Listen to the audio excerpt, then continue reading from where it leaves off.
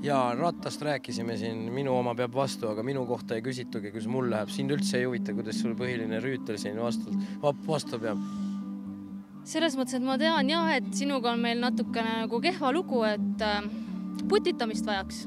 Mis mul valesti on? Katsu, kas on tugevaks läinud? Ei no selles mõttes lihaskonnaga on enamus korras. Aga et ma vaatasin, et selles mõttes vaata meil siin koori inimesed, et mina ei tea, kuidas, aga hääle eest sa ei oska hoolt kanda. Selles on üks põhjus, ma olen kõlakoda vales kohas, kuula.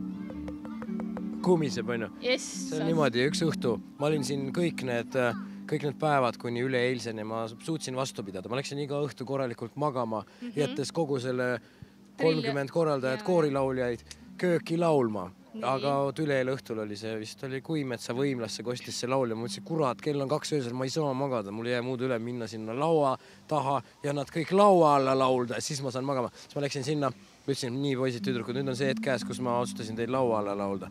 Ja ma laulsin nad laua alla, seepärast mul on siuke hääl.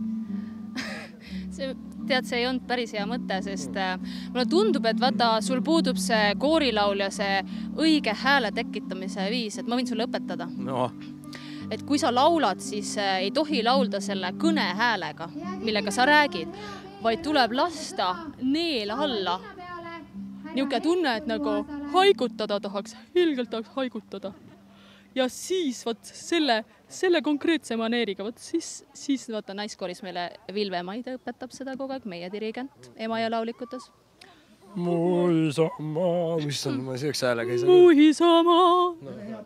Et lase neel alla, on ju, sa laulad, siis ei ole seda probleemi, et hääl ära läheks. Tead, aga mul oli tähtsam laua alla laulda. See ükskõik mis hinnaga. Kas see õnnestus? Jaa, no vaata nüüd siiamaani saan rahulikult magada, ükski õhtu enam nii kaua ei laulda.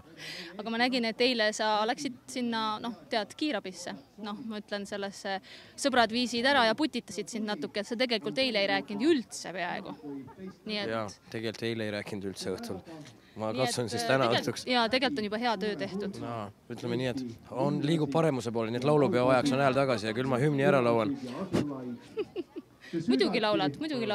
Kas sa tuled ikka laulupeole tantsu peale ka või? Ma ei saa tulla, ma ei tea sõnu. No kuule, keda see takistab? Usu mind, väga paljud on seal kaare all niiviisi.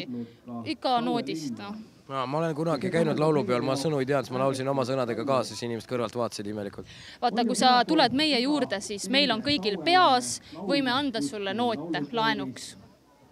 On ju? Niimoodi ma sattusingi naiskoori. Mis sobib väga hästi meie juurde.